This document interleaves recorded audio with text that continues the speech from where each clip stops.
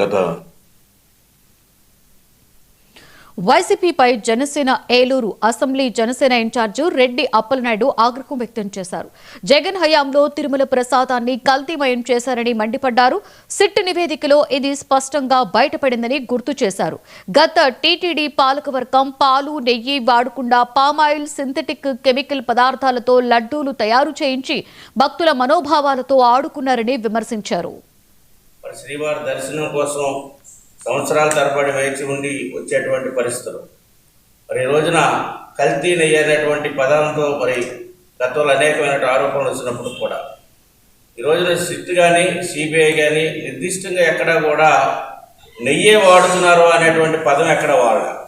అసలు నెయ్యే లేదు అనేటువంటి వాడి పామాయిల్లో కొన్ని 10-20 రూపాయలకు కొన్ని కెమికల్స్ని దాదాపు 68 లక్షల లీటర్లు పామాయిల్ని యూజ్ చేసి దాంట్లో కొన్ని మరి కెమికల్స్ కొన్ని వేల లీటర్స్ని తీసుకుని కెమికల్స్ని యూజ్ చేసి ఈరోజు అసలు నెయ్యి అనేటువంటి పదానికి నెయ్యి లేకుండానే ఆ లడ్డూలు తయారు చేసి అతి తక్కువ ఏదైతే 370-380 రూపాయలకి కోట్ చేసినటువంటి మరి 70-80 రూపాయలకి మాత్రమే పామాయిల్ కానీ కెమికల్స్ కానీ ఒక 80-90 రూపాయలకి వాటిని కొని 370-380 రూపాయలకి కేజీ నెయ్యి సరఫరా చేస్తామని టెండర్ దక్కించుకున్నటువంటి కాంట్రాక్టర్స్ మరి దానికి ఏదైతే మత్తులో లంచాల మత్తులో ఊగుతున్నటువంటి అధికారులని మరి ఆ రోజు ఉన్నటువంటి టీటీ బోర్డులో ఉన్నటువంటి పరిపాలకులని ఆసరాగా తీసుకొని అప్పుడున్నటువంటి ప్రభుత్వం వైఎస్ఆర్ ప్రభుత్వం